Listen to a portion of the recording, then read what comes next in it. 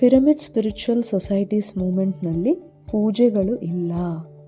ನೀವು ಧ್ಯಾನದಲ್ಲಿ ಬರಬೇಕು ಎಂದರೆ ಪೂಜೆಗಳು, ಪ್ರಾರ್ಥನೆಗಳು ಬಿಡಬೇಕು.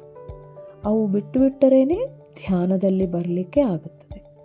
ನೀವು ಮಾಂಸ ತಿನ್ನುವುದನ್ನು ಬಿಡಬೇಕು. ಹೊಟ್ಟೆಯಲ್ಲಿ ಚಿಕನ್, ಮಟನ್ ಇಟ್ಕೊಂಡ್ರೆ ಧ್ಯಾನ ಬರುತ್ತದೆಯೇ?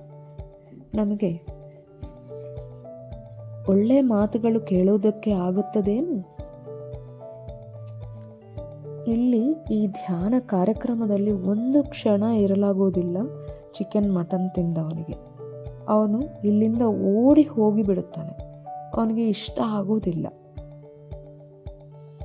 ಹಾಗಾಗಿ ನೀವು ಶುದ್ಧ ಸಾತ್ವಿಕ ಆಹಾರ ತಿನ್ನಬೇಕು. ಹಾಗೆಯೇ ಪೂಜೆಗಳು, ಪ್ರಾರ್ಥನೆಗಳು, ಜಪಗಳು ಬಿಡಬೇಕು. ಇವೆಲ್ಲವನ್ನು ತೆಗೆದುಬಿಟ್ಟರೆ ಇನ್ನು ಮಿಕ್ಕಿರೋದೇ ಧ್ಯಾನವು. ಅವು ಇದ್ದರೆ ಧ್ಯಾನ ಇರುವುದಿಲ್ಲ. ಧನ್ಯವಾದಗಳು.